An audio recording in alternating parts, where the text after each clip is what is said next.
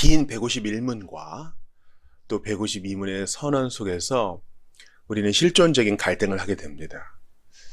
이 죄의 문제를 어찌할꼬, 그리고 이 죄로 말미암아 받기에 합당한 하나님의 진노와 형벌을 어찌할꼬. 구원받은 신자도 마찬가지입니다. 당연히 의문이 생길 수밖에 없어요. 나의 모든 죄가 용서받았다고 하는데 난 여전히 지금 육체 가운데서 죄를 범하고 있다. 이걸 어찌 해야 되겠는가? 거기에 대한 성경의 답을 우리 하나하나 찾아가기를 원합니다.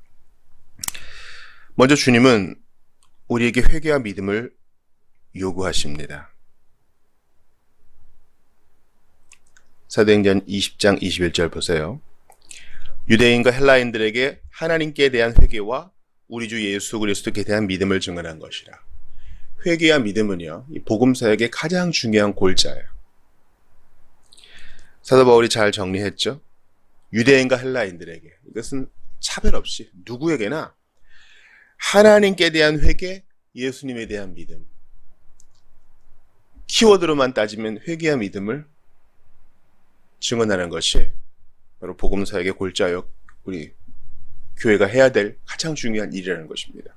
회개를 촉구하고 예수 그리스도를 믿게 하는 것이죠. 물론 여기에 이제 회개란 무엇이냐, 믿음이란 무엇이냐에 대해서 이제 이후로 구체적으로 다룰 것입니다.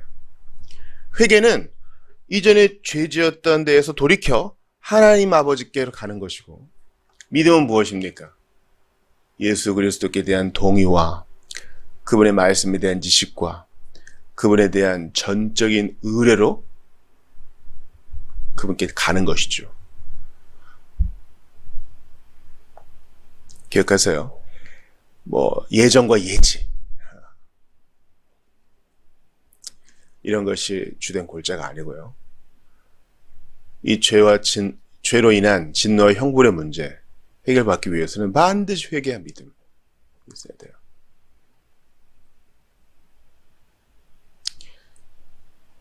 우리 자신을 돌아보게 됩니다. 나는 정말 회개와 믿음을 중요히 여기는가? 또한 교회를 보게 되는 것입니다. 우리 교회는 정말 회개와 믿음의 메시지가 충분한가? 또 하나 생각하게 된다면 저 스스로도 나는 교육자로서 회개를 촉구하고 믿음을 가질 것을 얼마나 권면하고 있는가 들어보게 됩니다.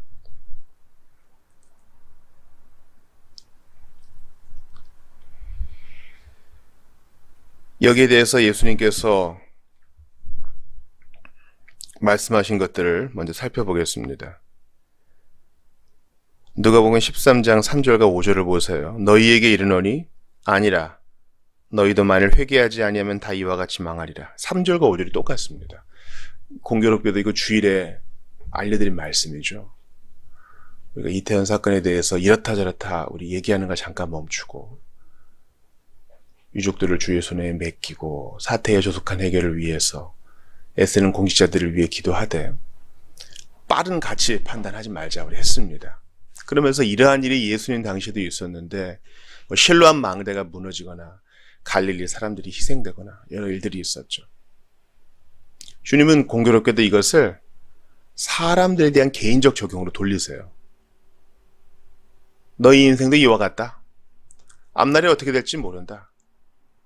너희도 만약 하나님께 회개하지 않으면 또 나를 믿지 않으면 이와 같은 멸망을 당하리라. 망하게 될 것이다. 회개하라. 기회가 늘 있는 거 아니다. 지금 회개하라. 주님 말씀하셨으니까 예수님이 친히 회개를 명하시고 강조하셨으니 당연히 우리도 회개를 강조해야 되겠죠. 이 회개는요, 신자 비신자 다 마찬가지예요. 비신자에서 신자가 되는 생애적인 회개가 있지만 우리는 계속 자백하며 돌이켜야 됩니다. 순간순간 넘어지니까요. 순간순간 돌이키는 거죠. 회개가 이제 돌이킨다는 뜻이거든요.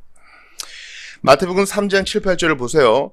요한이 많은 바리새인들과 사두개인들이 세례 베푸는 데로 오는 것을 보고 이르되 독사의 자식들아 누가 너희를 가르쳐 임박한 진노를 피하라 하더냐. 그러므로 회개에 합당한 열매를 맺고. 요한과 예수님의 메시지가 일맥상통한 것이 첫 메시지가 바로 회개와 하나님 나라입니다. 회개하라, 천국이 가까이 왔느니라. 그런데 세례 요한에게 많은 사람들이 와서 이제 그에게 죄 고백을 하고 세례 받았거든요. 그런데 바리새인 사두개인들, 당시 소위 잘 나간다고 하는 영적 지도자, 세속 지도자들이 다 오니까 세례 요한은 단순히 거칠애의 세례를 받으러 오느냐? 그러지 말아라. 임박한 진도를 피하려면 합당한 열매를 맺는 진짜 회개가 필요하다. 그냥 물만 뿌림 받는 그런 거 받으려고 오지 말아라. 이렇게 얘기합니다. 회개는 말만 회개하는 게 아니에요. 제가 지금 한 출판사에 요청을 받아서 교정 교열을 하고 있거든요. 조엘 비키와 스티븐 로슨이 쓴 뿌리와 열매라는 거예요. 야고보서와 바울의 로마서를 좋아하는 거죠. 그들의 칭의론이 다른가 같은가 이런 것입니다. 결론은 이것입니다. 구원받은 백성은 믿음으로 의롭다함을 받은 사람은 반드시 선함의 열매를 맺게 돼 있다. 성령의 열매를 맺게 돼 있다 이것입니다. 그러지 않은 칭의는 가짜다라는 것이에요. 그래서 앞에 예를 듭니다. 교회 이제 등록 교인 가해 신사를 할 때 장로들 앞에서 말은 줄줄줄 잘하고 어떤 사람은 말이 좀 어눌해요. 당연히 당회에서는 신앙 고백이 분명한 사람을 좋아하겠죠. 그런데 이제 사람들 나간 다음에 이제 교역자가 한 사람이 다니던 이전 교회 교역자의 이제 쪽지를 읽어줍니다. 그 신앙 고백이 분명한 사람은 말만 좀 잘하는 사람입니다. 가정생활이 엉망이고 직장생활도 좋지 못하고 평판도 좋지 못합니다.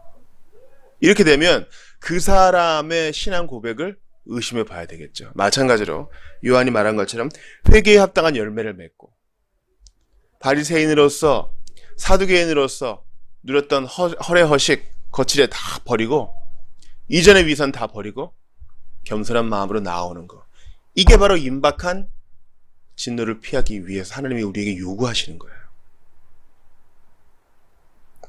사도행전 16장 30, 31절 봅시다. 놀랍게도 이제 돌아오는 주일에 볼 본문이죠. 그들을 데리고 나가 이르되 선생들이여 내가 어떻게 하여야 구원을 받으리이까 하거늘 이르되 주 예수를 믿으라 그리하면 너와 내 집이 구원을 받으리라 하고. 아주 유명한 말씀이에요. 빌립보 간수가 자결하려고 하니까 지금 그 문맥에서 바울과 실라가 전한 메시지입니다. 그 믿음과 회개를 하나님이 요구하시는 게 분명하죠. 그러니까 회개와 믿음은 여러분 동전의 양면이에요. 회개만 있고 믿음은 없다 그런 거 없어요. 믿음 없는 회개 없고 회개 없는 믿음 없습니다. 회개는 반드시 믿음을 수반하고 믿음은 회개와 같이 갑니다. 여기서 빌립보 간수에게 주 예수를 믿으라 하는 것은 기본적으로 하나님께 대한 회개를 전제하는 거예요. 왜냐하면 몸을 씻고 옷을 입는 거잖아요. 더러운 몸 그대로 옷만 입을 수는 없어요. 마찬가지로 세례 요한이 회개에 합당한 열매를 맺으라 하는 것도 역시 믿음을 또 당연히 가정하는 것이겠죠. 요한복음 3장 16절 보세요. 하나님이 세상을 이처럼 사랑하사 독생자를 주셨으니 이는 그를 믿는 자마다 멸망하지 않고 영생을 얻게 하려 하십니다. 누가 영생을 얻어요? 믿는 자가. 그 믿음은 하나님이 요구하시는 거예요. 가만히 있으라는 게 아닙니다. 하나님이 택하신 자는 다 구원받는 거 아닌가요? 아니요. 주님은 이 믿음이라는 수단을 통해서, 내적 수단이죠. 이 믿음이라는 수단을 통해서 구원하시기로 방편을 정하셨으니 우리가 딴 데 기웃거리면 안 되겠어요. 하나님이 세상을 이처럼 사랑하사 이처럼 독생자를 육신을 입고 이 땅에 보내신 만큼 독생자를 십자가에 매다실 만큼 사랑하셨는데 이 사랑을 받아 누리려면 그게 내 거 되려면 누구든지 예수 믿으면 믿음이라는 방편을 사용해야 된다는 거예요. 그러니까 이 믿음은 의지적인 것이기도 합니다. 지식적인 것, 정서적인 것도 있지만 의지적인 것이기도 해요. 내가 믿노라. 주님을 의지합니다. 신자일 땐 여러분께도 반드시 필요한 거예요. 매일 의의를 꺾고 그리스도께 가는 겁니다. 요한복음 3장 18절 보세요. 그를 믿는 자는 심판을 받지 아니하는 것이요 믿지 아니하는 자는 하나님의 독생자 이름을 믿지 아니하므로 벌써 심판을 받은 것이라.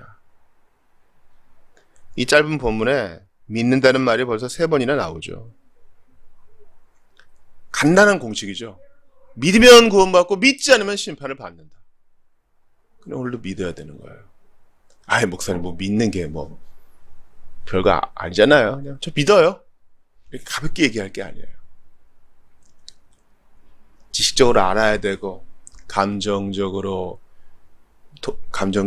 나의 죄를 참회해야 되고 의지적으로 그리스도를 붙드는 것입니다. 이게 진실한 믿음이에요.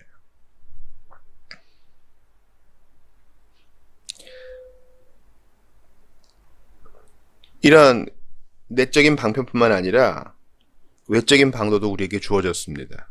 잠언 2장 1절에서 5절 보세요. 내 아들아 네가 만일 나의 말을 받으며 나의 계명을 내게 간직하며 내 귀를 지혜에 기울이며 내 마음을 명철에 두며 지식을 불러 구하며 명철을 얻으려고 소리를 높이며 은을 구하는 것까지 그것을 구하며 감추어준 보배를 찾는 것까지 그것을 찾으면 여호와 경외하기를 깨달으며 하나님을 알게 되리니. 하나님을 경외하고 주님을 아는 것은 인생 최고의 목적이죠. 그런데 어떻게 해야 그럴 수 있다고요? 계명, 말씀을 잘 듣고 배우는 거. 이것을 요리문답에서는 외적인 방도를 부지런히 사용하는 것이라 합니다. 외적인 방도는 반드시 이 말씀이 귀속되어 있어요. 외적인 방도는 말씀과 성례인데요. 말씀 따로 성례 따로가 아니라 말씀과 세례, 말씀과 성찬이 같이 가는 것입니다. 자, 회개와 믿음은 내적인 수단이죠. 회개와 믿음은 내적인 수단이에요. 이건 특별한 수단이에요. 반면에 말씀과 성례와 기도 같은 것은 외적인 수단이에요. 극단적으로 얘기해보죠. 이런 외적인 수단 없이도 하나님은 사람을 구원하세요. 예를 들어서 극단적인 이해가 될 수도 있겠으나 인지적인 장애가 있는 사람들이 있어요. 구원 못 받는 거 아니죠. 또 어떤 이유로 출산하지 못하고 죽는 아이들이 있어요. 신자의 자식인데 지옥에 갑니까? 그렇지 않고요. 그들은 성령의 특별한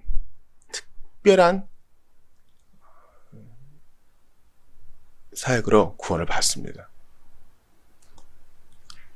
그러나 대부분은 우리 일반적인 신자들은요, 인지 기능이 있고 또 정서적으로 감정적으로 다 기능을 수행할 수 있을 때에는 그들은 이 외적인 일반적인 수단, 즉 말씀과 성례와 기도 등과 같은 수단을 부지런히 사용해서 그들의 구원을 공고히 하고 또 비신자 같은 경우에는 이 수단을 통해서 구원에 이르기도 됩니다. 이것을 부지런히 사용하는 거예요. 그냥 한 번 듣는 게 아니라 계속 듣고 반복해서 연습하는 것이죠. 잠언 8장 33에서 36절 들어보세요. 훈계를 들어서 지혜를 얻으라. 그것을 버리지 말라. 누구든지 내게 들으며 날마다 내 문 곁에서 기다리며 문설주 옆에서 기다리는 자는 복이 있나니 대저 나를 얻는 자는 생명을 얻고 여호와께 은총을 얻을 것임이니라. 그러나 나를 잃는 자는 자기의 영혼을 해하는 자라. 나를 미워하는 자는 사망을 사랑하느니라. 지혜를 얻는 자, 즉 말씀을 배우고 기다리고 날마다 듣고 배우는 자, 그런 자가 구원을 풍성히 얻고 진실로 믿음과 회개에 이르는 삶을 살 수 있다는 것을 보여주는 것입니다. 기억하세요. 나 회개했어요, 나 믿었어요 해놓고 성경 안 배우고 기도 안 하고 성찬에 부지런히 참여하지 않으면요, 은혜 다 쏟아버리는 거예요. 그 진실성이 의심되는 거예요. 주께서 중보사에게 유익, 즉 택자들에게 그 유익을 주시려고 쓰시는 외적인 방도는, 즉 이 일반적이고 통상적인 방도는 바로 말씀과 성례와 기도입니다. 택자들이 받은 구원을 더욱 효력 있게 하시고 분명히 하십니다. 자, 마태복음 28장 19에서 20절 봅시다. 그러므로 예수님께서 말씀하세요. 너희는 가서 모든 민족을 제자로 삼아 아버지와 아들과 성령의 이름으로 세례를 베풀고 내가 너희에게 분부한 모든 것을 가르쳐 지키게 하라. 볼지어다 내가 세상 끝날까지 너희와 항상 함께 있으리라 하시니라. 기본적으로 제자를 삼고 가르쳐 지키게 하는 것은 말씀을 사용하는 거죠. 이거는 변치 않아요. 이것도 외적인 방도인데 동시에 세례를 베풀고 이 말씀과 세례가 같이 갑니다. 자, 어떤 극단주의자들 중에 로마 가톨릭에서는요, 세례 없이는 구원 못 받아. 성찬을 받지 않고는 구원의 효력을 못 누려. 그러나 그렇게 못 받는 사람들이 있죠. 그러므로 주님이 내적인 방식으로도 내적인 방식만으로도 구원하시는 사람들이 있어요. 그러니까 성례주의자가 되어서는 안 됩니다. 반면에 또 다른 극단은 뭡니까? 우리는 구원의 신비를 받은 사람이기 때문에 뭐 교역자가 주는 뭐 세례, 교역자가 집전하는 성찬 이런 거 필요 없어. 오직 신비롭게 일하시는 주님만 의지하는 거지. 이렇게 해서 외적인 성례를 금지하는 사람들이 있는데, 버리는 사람들이 있는데 둘 다 틀렸어요. 말씀과 성례가 같이 가는 거예요. 성례 자체에는 별 효력이 없어요. 그 세례의 물과 성찬의 빵과 한 모금 포도주가 무슨 효력이 있겠어요. 그러나 주님이 말씀으로 그것을 규정하셨고 말씀과 함께 그것이 준 유익이 있기에 우리는 균형과 조화 속에서 극단에 치우치지 않는 것입니다. 한마디로 이런 외적인 방도인 말씀과 성례와 기도는 신자에게 좋은 거예요. 좋은 거. 사도행전 2장 46, 47절 봅시다. 날마다 마음을 같이하여 성전에 모이기를 힘쓰고 집에서 떡을 떼며, 이게 성찬이에요. 순전한 마음으로 음식을 먹고, 이게 성찬과 예찬이 같이 있는 겁니다. 하나님을 찬미하며 또 온 백성에게 칭송을 받으니 주께서 구원 받는 사람을 날마다 더하게 하시니라. 초대교회 공동체는 날마다 모였다 그랬어요. 그리고 이제 떡을 떼고 같이 밥을 먹었다 그랬는데, 이 표현은 분명히 성찬을 얘기하는 것입니다. 주님이 정하신 규례죠. 그래서 성찬식을 자주 부지런히 사용하는 것이 중요하다. 이것이 은혜의 방도입니다. 12주 제자훈련 프로그램보다 더 중요한 것이, 더 좋은 것이 성찬이에요, 여러분. 이해가 되세요? 그래도 12주가 더 좋겠죠. 아니요. 우리는 대단히 뭔가 착각하고 있어요. 자, 3년 동안 제자훈련을 받으셔야 됩니다. 매주 훈련 과제가 있고 생활 숙제가 있습니다. 좋은 거죠. 좋은 거예요. 그런데 1년 정도 교회를 다니면서 학습 교육을 받고, 학습받은 후에 또 1년 정도 교회를 다니면서 세례 교육을 받아서 세례식에 참석하고 그것을 회중들이 보는 거, 그게 여러분 더 좋을 수 있어요. 더 좋은 거예요. 주님이 직접 제정하신 거니까. 고에게 사례를 주고 요즘 최고로 인기 있는 간증자를 모셔와서 전도 집회를 가져요. 좋은 거죠. 그러나 더 좋은 것은 정규적으로 하나님 말씀을 차례대로 보고, 무슨 에토스가 특별히 없어도, 무슨 파토스가 특별히 있지 않아도 말씀 그대로 받고, 성찬상에 정규적으로 나오고, 적합하다고 판단된 자에게 세례를 베풀고 회중들도 함께 상기하는 것, 그게 훨씬 더 좋은 거예요. 하나님은 스타를 세우지 않으시고 지역교회를 세우셔서 오늘도 당신의 양무리를 먹이시고 인도하세요. 그리고 구원하세요. 그러므로 이제 앞으로 볼 이 말씀과 또 성례에 대해서, 또 기도에 대해서 볼 것들이 기대가 됩니다. 기억하세요. 이 모든 것은요, 택함 받은 사람들에게 그들의 구원을 위해 효력이 있게 됩니다. 신자들에게 달콤한 것입니다. 우리를 죄로 인한 형벌과 심판에서 건져주실 뿐만 아니라 구원을 달콤하게 누릴 수 있도록 우리에게 넉넉하게 주신 이 외적 방도를 앞으로 부지런히 공부하여서 생명을 얻되 더 풍성히 얻고 누리는 여러분들 되시기를 주의 이름으로 축원합니다.